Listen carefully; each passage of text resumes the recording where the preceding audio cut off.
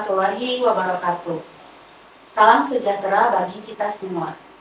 Perkenalkan, saya Fea Firdani, SKM MKM, dosen tetap pada program studi Ilmu Kesehatan Masyarakat, Fakultas Kesehatan Masyarakat, Universitas Andalas. Pada kesempatan ini, saya akan menyampaikan pernyataan diri dosen dalam unjuk kerja Tridharma Perguruan Tinggi pada bidang pengajaran. Konsentrasi keilmuan saya adalah pada bidang ilmu kesehatan keselamatan kerja dan kesehatan lingkungan. Selama ini, mata kuliah yang saya ampu sesuai dengan bidang keilmuan tersebut. Salah satu mata kuliah yang saya ampu adalah mata kuliah Analisis Dampak Kesehatan Lingkungan dan Analisis Risiko Kesehatan Lingkungan, atau mata kuliah ADKL dan ARKL. Saya akan memaparkan mata kuliah ini dengan aspek delivery, aspek interaction, dan aspek asesmen. Namun terlebih dahulu saya akan menyampaikan terkait dengan deskripsi singkat mata kuliah ADKL dan ARKL. Mata kuliah ADKL dan ARKL memiliki bobot 2 SKS dengan kode mata kuliah IKM 61129. Dan mata kuliah ini merupakan mata kuliah wajib bagi mahasiswa peminatan kesehatan keselamatan kerja dan kesehatan lingkungan pada semester 5. Untuk tim dosen pengampu, mata kuliah ini diampu oleh 4 orang dosen. Pada awal perkuliahan, dosen koordinator mata kuliah akan menjelaskan tentang kontrak perkuliahan, deskripsi mata kuliah, sistem perkuliahan, dan juga dengan sistem penilaian. Pada mata kuliah ini akan memberikan pengetahuan dan pemahaman mengenai konsep analisis dampak kesehatan lingkungan atau ADKL dan juga konsep analisis risiko kesehatan lingkungan atau ARKL. Sehingga pada mata kuliah ini akan dipelajari beberapa materi. Untuk pembahasan ADKL akan dibahas pada pertemuan pertama sampai dengan pertemuan ke-7. Topik yang akan dibahas yaitu pada pertemuan pertama akan dibahas konsep dasar dan langkah-langkah analisis dampak kesehatan lingkungan. Kemudian pada pertemuan yang kedua akan dibahas identifikasi parameter lingkungan yang terkena dampak. Pada pertemuan ketiga melakukan observasi lapangan dan pengambilan data sampel dan responden. Pada pertemuan keempat dilanjutkan dengan analisis data hasil observasi lapangan. Kemudian pada pertemuan kelima dan keenam melakukan identifikasi potensi dampak kesehatan lingkungan dari suatu kegiatan atau aktivitas. Pada pertemuan ke-7, mengidentifikasi cara penanggulangan dampak kesehatan lingkungan yang dihasilkan dari suatu kegiatan atau aktivitas dan dilanjutkan dengan penyajian laporan ADKL. Dan pada minggu ke-8 dilaksanakan ujian tengah semester atau UTS. Kemudian, untuk topik ARKL akan dibahas pada pertemuan ke-9 sampai dengan pertemuan ke-15. Topik yang dibahas adalah pada pertemuan ke-9 dan ke-10 akan dibahas konsep dasar dan langkah-langkah analisis risiko kesehatan lingkungan, mulai dari tahap identifikasi bahaya, analisis pajanan, analisis dosis respon, karakterisasi risiko, hingga manajemen risiko dan komunikasi risiko. Kemudian pada pertemuan 11 sampai dengan pertemuan 15 akan dibahas studi kasus dan telaah penelitian sebelumnya dengan metode ARKL, yaitu pada pajanan melalui udara, pajanan melalui air, pajanan melalui pertambangan, pajanan melalui pertanian ataupun perkebunan, dan juga pajanan melalui makanan dan minuman. Dan pada minggu ke-16 dilaksanakan ujian akhir semester atau UAS. Sehingga capaian pembelajaran pada mata kuliah ini adalah diharapkan mahasiswa mampu menjelaskan konsep dasar dan langkah-langkah analisis dampak kesehatan lingkungan. Mahasiswa mampu mengidentifikasi parameter lingkungan yang terkena dampak, melakukan observasi lapangan, dan menganalisis data hasil observasi lapangan. Kemudian diharapkan mahasiswa mampu mengidentifikasi potensi dampak lingkungan yang dihasilkan dan cara penanggulangan dampak kesehatan lingkungan. Kemudian diharapkan mahasiswa mampu menjelaskan konsep dasar dan langkah-langkah dari analisis risiko kesehatan lingkungan atau ARKL, dan mahasiswa mampu melakukan telaah artikel penelitian dengan metode ARKL. Adapun referensi yang digunakan dalam perkuliahan ini adalah berupa buku, peraturan, dan juga artikel jurnal yang terkait dengan topik ADKL dan ARKL. Dan kami juga sudah membuat buku ajar analisis risiko kesehatan lingkungan yang menjadi referensi utama pada sub bahasan analisis risiko kesehatan lingkungan. Untuk metode pembelajaran dilaksanakan dengan metode hybrid, yaitu daring dan luring. Ketika kami menggunakan sistem daring, sudah difasilitasi dari universitas dengan menggunakan iLearn Universitas Andalas dan juga menggunakan media Zoom Meeting. Yang kedua, pembelajaran luring atau offline secara tatap muka. Metode yang digunakan adalah metode ceramah, small group discussion, dan juga metode case-based method atau analisis kasus secara berkelompok. Berikut ini adalah rencana pembelajaran semester atau RPS pada mata kuliah ADKL dan ARKL.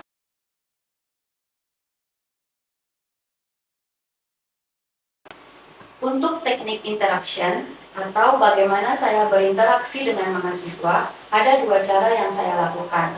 Yang pertama di dalam kelas, dengan cara saya memberikan pertanyaan atau topik kasus yang perlu dijawab atau didiskusikan secara berkelompok. Dan yang kedua di luar kelas, dengan menggunakan WA Group, kemudian juga melalui salah seorang mahasiswa yang menjadi penanggung jawab mata kuliah tersebut, dan juga menggunakan iLearn Universitas Andalas. Selanjutnya untuk sistem penilaian atau asesmen dibagi menjadi dua, yaitu ada penilaian proses dan juga penilaian hasil. Untuk penilaian proses dengan bobot 50% dan penilaian hasil dengan bobot 50%, sehingga totalnya adalah 100%. Pada penilaian proses dinilai dari 3 aspek. Yang pertama, intrapersonal skill. Ini dinilai dari kehadiran, bagaimana cara berpikir analitis dan berargumen logis pada saat sesi diskusi. Yang kedua, interpersonal skill. Ini dinilai dari kerjasama dalam tim dan bagaimana komunikasi secara lisan. Dan yang ketiga, dilihat dari laporan tugas studi kasus yang dikerjakan.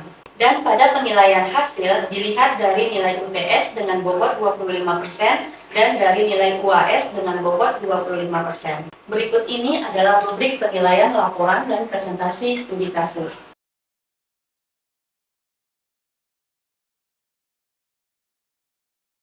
Selanjutnya untuk kriteria nilai akhir terbagi menjadi 9, sesuai dengan pedoman akademik Universitas Andalas, yaitu nilai 80 sampai dengan 100 itu adalah nilai A, nilai 75 sampai dengan 79 itu adalah nilai A-, nilai 70 sampai dengan 74 itu adalah nilai B+, nilai 65 sampai dengan 69 itu adalah nilai B, nilai 60 sampai dengan 64 adalah nilai B-, kemudian nilai 55 sampai dengan 59 adalah nilai C+, nilai 50 sampai dengan 54 adalah nilai C, nilai 45 sampai dengan 49 adalah nilai D, dan nilai kecil dari 45 adalah nilai E. Berikut adalah cuplikan video pengajaran saya di salah satu pertemuan perkuliahan, yaitu pada minggu ke-9, dengan topik mengenai konsep dasar dan langkah-langkah analisis risiko kesehatan lingkungan. Selamat menyaksikan. Baik, Assalamualaikum warahmatullahi wabarakatuh. Waalaikumsalam warahmatullahi wabarakatuh. Selamat siang semuanya. Pada hari ini kita akan melanjutkan untuk perkuliahan dari mata kuliah ADKL dan ARKL. Jadi di 7 pertemuan sebelum UTS sudah dibahas ya mengenai ADKL atau analisis dampak kesehatan lingkungan. Jadi pada 7 pertemuan setelah UTS ini kita akan fokus untuk membahas mengenai ARKL atau analisis risiko kesehatan lingkungan. Oke, adapun tujuan dari pembelajaran ini diharapkan mahasiswa mampu untuk memahami mulai dari prinsip, kemudian juga metode serta langkah-langkah dalam melakukan analisis risiko kesehatan lingkungan. Dan juga nanti diharapkan mampu untuk melakukan kajian analisis risiko kesehatan lingkungan. Jadi nanti ini dalam bentuk output akhirnya diharapkan ada nanti mahasiswa yang mengangkat topik ini untuk topik skripsinya gitu ya, untuk tujuan di akhirnya nanti. Oke, kemudian untuk referensi pembelajaran dari analisis risiko kesehatan lingkungan ini, itu referensi utamanya adalah buku ajar analisis risiko kesehatan lingkungan yang sudah saya tulis bersama dengan Bapak Dr. Arya, dan juga sudah dibagikan ya untuk buku ajarnya, nanti juga silakan dibaca. Dan untuk pemaparan materi dalam buku ini juga saya rasa cukup mudah dipahami, juga dalam langkah-langkah melakukan analisis risiko kesehatan lingkungan. Dan juga ada beberapa referensi yang lainnya yang nanti silakan dilihat. Oke, kita mulai dari pengertiannya dulu ya, analisis risiko kesehatan lingkungan. Jadi ini merupakan suatu pendekatan untuk memperkirakan risiko kesehatan yang disebabkan oleh pajanan bahaya yang ada di lingkungan. Jadi untuk memperkirakan apakah risiko atau sumber pajanan yang ada di lingkungan itu sudah melebihi atau masih dalam kategori yang dapat diterima atau ditoleransi dan belum menimbulkan dampak bagi masyarakat maupun lingkungan gitu ya. Dan juga kalau memang dinyatakan sudah melebihi dari nilai ambang batas atau sudah tidak dapat diterima gitu ya, sudah beresiko menimbulkan dampak bagi masyarakat ataupun lingkungan, maka apa upaya pengelolaan risiko yang dapat dilakukan? Itu yang di tujuan dari analisis risiko kesehatan lingkungan ini. Kemudian ini adalah langkah-langkah dalam melakukan analisis risiko kesehatan lingkungan. Jadi tahapan awalnya kita melakukan dulu penilaian risikonya. Yang pertama itu melakukan identifikasi bahaya. Jadi dari mana sumbernya, kemudian juga apa bahaya yang mungkin ditimbulkan. Kemudian dilakukan penilaian pajanan. Kemudian dilanjutkan dengan penilaian dosis respon. Baru yang terakhir itu penilaian karakteristik risiko. Jadi di sini ditentukan apakah memang risikonya udah dikategorikan sudah tidak aman atau masih di bawah nilai ambang batas atau dikategorikan masih aman gitu ya. Jadi ini hasil akhir dari analisis ARKL. Kemudian dilanjutkan dengan manajemen risiko. Jadi ini merupakan langkah tindak lanjut ya dari hasil karakteristik risiko. Apa perbaikan yang perlu dilakukan gitu ya dalam manajemen risiko. Kemudian yang terakhir komunikasi risiko. Oke, kita akan bahas ya satu persatu langkah-langkah dalam analisis risiko kesehatan lingkungan ini. Nah, mulai dari tahapan yang pertama itu identifikasi bahaya. Jadi di sini kita melihat untuk mengetahui siapa agen risiko yang berpotensi untuk menyebabkan gangguan kesehatan. Jadi agen ini bisa agen fisik, biologi, dan juga agen kimia. Jadi dalam tahapan identifikasi bahaya ini kita menentukan, jadi agen risiko spesifiknya apa yang menimbulkan bahaya. Kemudian di media lingkungan yang mana agen ini lebih existing atau lebih banyak gitu ya ditemukan. Kemudian juga harus diketahui berapa besar kandungan atau konsentrasi dari agen risiko ini di media lingkungan. Jadi pada tahapan ini berarti kita harus melakukan pengukuran ya bagaimana konsentrasinya di lingkungan. Kemudian juga diidentifikasi apa gejala kesehatan yang potensial yang dapat ditimbulkan atau dampak yang ditimbulkan ketika individu ataupun masyarakat ataupun kelompok pekerja terpapar dengan suatu agen yang beresiko. Jadi ini dengan telaah atau studi literatur ya kita membaca dari sumber referensi. Kemudian efeknya ini juga dikelompokkan menjadi dua, ada efek karsinogen dan non-karsinogen. Kalau yang efek karsinogen ini yang dapat menimbulkan resiko kanker ketika telah terpapar dalam jangka waktu yang lama. Sedangkan yang non-karsinogen adalah risiko yang non-kanker. Jadi ini juga dengan studi literatur ya kita bisa mengetahui apa dampak dari suatu agen risiko. Oke, ini salah satu contohnya ya, analisis risiko kesehatan lingkungan pada pekerja industri alas kaki di Ciamis, Bogor, Jawa Barat. Dari hasil penelitian tesis saya ya sebelumnya, jadi di sini kita identifikasi bahayanya itu berasal dari lem yang digunakan oleh pekerja dalam proses pembuatan sepatu. Bahan kimia berbahaya yang terkandung di dalam lem ini adalah ada benzen, toluen, dan silen. Jadi diambil salah satunya yaitu toluen ya dari 3 agen yang beresiko tadi, kita ambil satunya adalah toluen. Jadi yang pertama agen risiko spesifiknya apa yang berbahaya. Jadi yaitu tadi kita identifikasi adalah toluen. Kemudian di media lingkungan yang mana agen risiko ini existing karena penggunaannya di sini adalah dari sumbernya lem, jadi terjadi penguapan selama proses pekerjaan. Jadi agen ini bisa banyak berada di lingkungan udara gitu ya. Jadi di sini agen risiko existingnya adalah udara. Kemudian mengidentifikasi seberapa besar kandungan atau konsentrasi dari agen risiko ini di media lingkungan. Jadi dengan cara pengukuran gitu ya, bagaimana konsentrasi toluen ini di sekitar area lingkungan kerja. Jadi diambil sampelnya kemudian dibawa ke laboratorium. Oke, dari pengukuran ini diketahui bahwa konsentrasi toluen di udara lingkungan kerja ini adalah rata-ratanya 6,02 ppm. Jadi ini masih dalam kategori di bawah nilai ambang batas yang ditetapkan oleh Menteri Tenaga Kerja. Oke, pada tahapan kedua dilanjutkan dengan penilaian pajanan. Jadi di sini untuk melihat bagaimana proses seseorang itu kontak dengan bahaya yang ada di lingkungan. Jadi pengukuran atau penilaian pajanan ini dengan cara menghitung dosis atau jumlah asupan atau intake yang diterima individu dalam populasi beresiko. Oke, dalam perhitungan intake ini kita menggunakan rumus perhitungan secara matematis. Jadi di sini dibedakan ya, ada dua rumus perhitungan intake-nya. Di sini dibedakan berdasarkan jalur masuknya ke dalam tubuh. Apakah melalui inhalasi atau melalui ingesti. Jadi apakah masuk ke dalam tubuh melalui terhirup gitu ya. Kalau yang inhalasi, kalau yang ingesti ini berarti tertelan melalui makanan. Jadi untuk yang risiko non karsinogen dan juga karsinogen itu rumusnya sama, tapi yang membedakan adalah jalur masuknya ke dalam tubuh. Bisa dilihat ya untuk rumusnya. Jadi yang membedakan di sini adalah nilai TE-nya dari kedua rumus ini.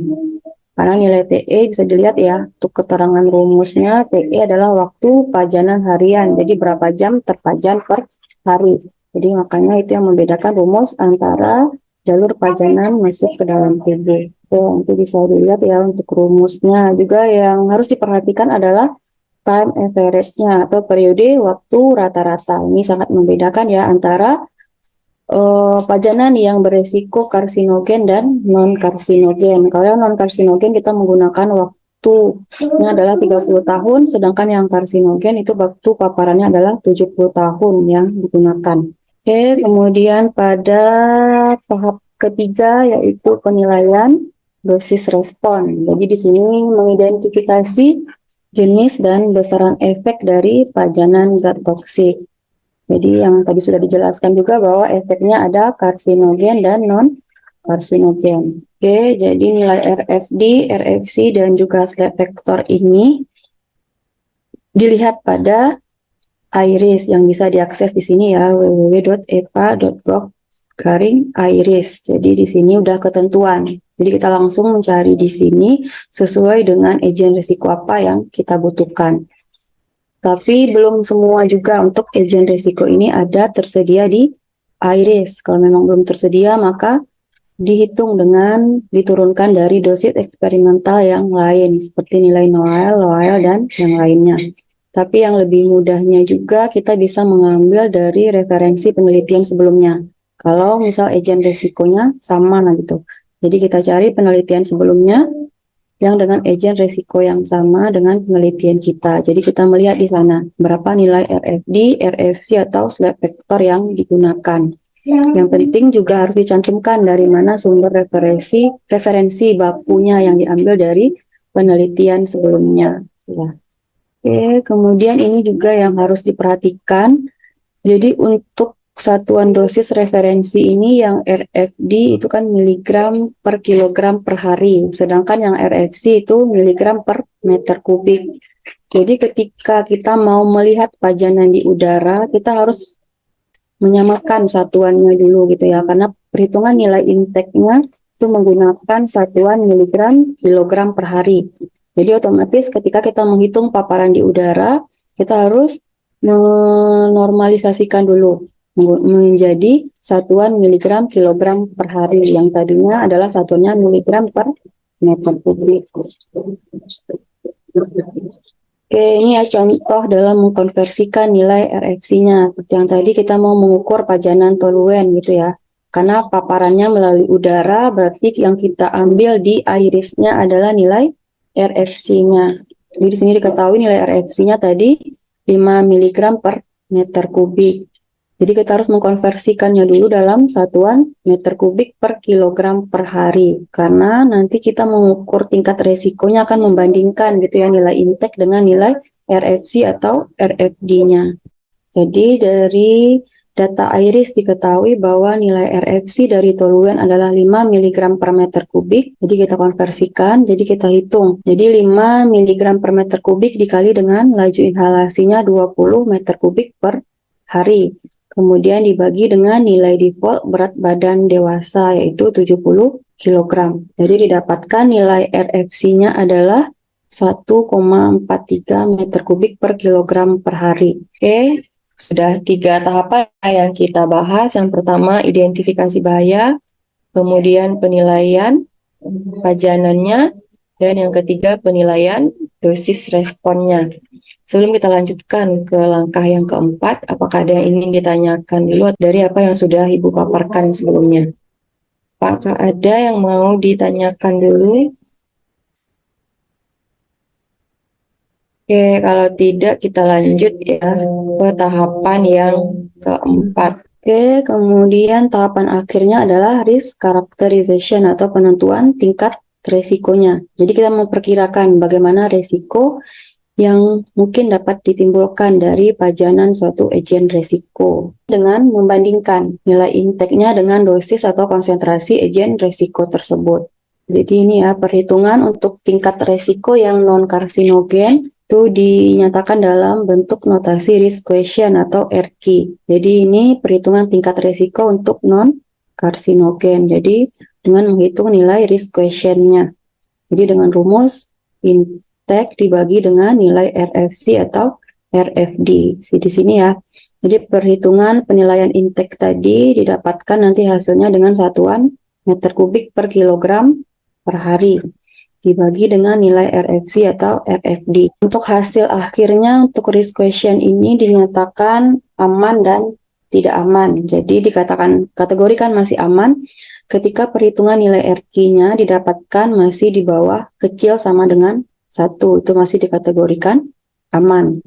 Kalau didapatkan nilai RQ-nya di atas 1, itu sudah dikategorikan dalam kategori yang tidak aman. Kemudian yang kedua itu perhitungan tingkat resiko yang karsinogen dinyatakan dalam notasi excess cancer risk atau ECR. Untuk perhitungannya itu nilai intake dikali dengan nilai slab factor. Jadi di sini juga dikategorikan 2 ya, tingkat resiko yang dikatakan acceptable atau masih kategori aman itu apabila nanti hasil akhir perhitungan nilai ECR-nya kecil sama dengan 10 pangkat min 4. Tapi kalau dikategorikan yang tidak aman itu ketika hasil akhir perhitungan nilai ECR-nya besar dari 10 pangkat min 4. Oke, sini ya kita lihat contoh studi kasus perhitungannya. Di sini studi kasusnya lanjutan ya dari contoh yang di awal tadi. Jadi diketahui konsentrasi toluennya adalah 22,72 mg per meter kubik. Karena di sini pajanan toluennya adalah pada pekerja, jadi digunakan nilai R pada orang dewasa yaitu 0,83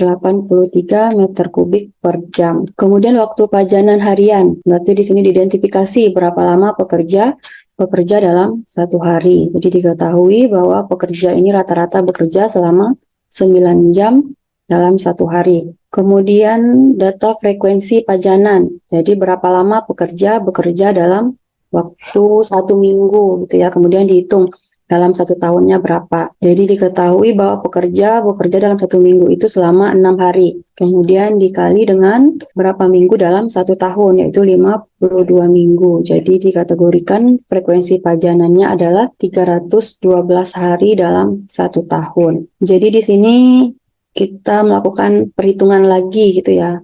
Untuk data awalnya mungkin yang kita ketahui berapa lama bekerja dalam 1 minggu. Kemudian baru kita menghitung berapa lama pajanannya selama 1 tahun. Berarti dihitung berapa minggu dalam 1 tahun. Kemudian durasi pajanan, jadi sudah berapa lama pekerja terpajan. Jadi ini berdasarkan dari masa kerjanya. Jadi sudah berapa lama pekerja tersebut bekerja di lokasi ini. Jadi diketahui dari wawancara yaitu 21 tahun. Kemudian dibutuhkan juga data berat badan dari kerjanya. Jadi di sini dari pengukuran diketahui berat badannya adalah 46 kg. Kemudian periode waktu rata-rata atau time average-nya yaitu 30 tahun kali dengan 365 hari. Jadi di sini kenapa kita menggunakan 30 tahun karena tadi ya diidentifikasi di awal diketahui bahwa resikonya adalah resiko yang non karsinogen. Hanya kita menggunakan perhitungan 30 tahun. Tapi ketika kita ketahui agen resiko tersebut beresiko dapat menyebabkan kanker, berarti kita menggunakan nilai time average-nya adalah 70 tahun. Oke, kita tinggal memasukkan ke dalam perhitungan rumus. Yang pertama kita menghitung nilai intake-nya. Jadi dimasukkan ya data ini ke dalam perhitungan nilai intake. Tadi diketahui konsentrasinya adalah 22,72, kemudian nilai R-nya adalah 0,83, kemudian TE-nya adalah 9, kemudian frekuensi pajanannya atau FE adalah 312 hari, dan durasi pajanannya adalah 21 tahun. Kemudian dibagi dengan berat badan dikali dengan time average-nya. Jadi diketahui nilai intake-nya adalah 2,20 meter kubik per kilogram per hari. Kemudian dilanjutkan dengan mencari nilai RFC-nya. Nah tadi ya pajanannya melalui udara. Tadi didapatkan nilai RFC-nya dari data iris adalah 5 mg per meter kubik. Kemudian dikonversikan dalam satuan meter kubik per kilogram per hari. Ini juga yang harus perlu diperhatikan ya, jangan sampai tidak dikonversikan nilai RFC yang diambil dari data iris. Jadi di sini diketahui bahwa nilai RFC-nya adalah 1,43 mg per kilogram per hari. Dan tahapan terakhir adalah kita menghitung nilai RQ-nya dengan membandingkan tadi data nilai intake dengan nilai RFC. Jadi didapatkan di sini nilai RQ-nya adalah 1,54. Jadi nilai RQ-nya sudah besar dari 1. Jadi sudah dikategorikan dalam kategori yang tidak aman. Oke, lihatkan juga ya salah satu contoh secara lengkapnya ya penelitian yang pernah saya lakukan ini. Jadi analisis risiko kesehatan dari pajanan toluen pada tadi ya pekerja pabrik sepatu di Ciamas, Bogor, Jawa Barat. Oke, ini ya artikelnya. Jadi 40 orang pekerja ya tadi di 3 industri alas kaki yang diambil menjadi lokasi penelitiannya. Kemudian tahapan yang pertamanya tadi identifikasi bahaya. Kelihatan ya di sini tabel pengukuran konsentrasi toluen di area tempat kerjanya. Jadi ada 9 titik ya yang diambil. Di sini tergambar berapa hasil pengukuran masing-masing titiknya. Kemudian dilanjutkan dengan penilaian pajanannya. Jadi dihitung nilai intake per individunya ya dari 40 pekerja tadi yang menjadi sampel dalam penelitian ini. Jadi dihitung nilai intake-nya per individu kerja. Gunakan rumus yang paparan melalui laju inhalasi. Jadi sudah disampaikan ya. Jadi di sini tadi sudah diketahui bahwa pajanan toluen ini memberikan dampak non karsinogen. Jadi otomatis nilai time average yang digunakan juga yang 30 tahun. Kemudian ditentukan nilai dosis responnya. Tadi ya kalau nilai RFC, RFD ataupun slab factor kita langsung melihat ke data iris. Oke, kemudian dihitung nilai karakterisasi resikonya. Karena di sini tadi resikonya non karsinogen, berarti yang kita hitung adalah nilai RQ-nya. Jadi nilai intake dibandingkan dengan nilai RFC. Jadi dari hasil akhirnya di sini didapatkan bahwa 5 orang pekerjanya dengan nilai RQ di atas 1 atau dalam kategori yang sudah tidak aman. Dan 35 orang pekerja yang masih di bawah nilai 1 untuk RQ-nya. Jadi masih dalam kategori yang aman. Oke, mungkin itu ya yang dapat Ibu sampaikan dan juga contoh kasusnya langsung ya dari hasil penelitian yang pernah dilakukan. Demikianlah video pemaparan saya. Semoga yang saya sampaikan bisa memberikan manfaat. Assalamualaikum warahmatullahi wabarakatuh.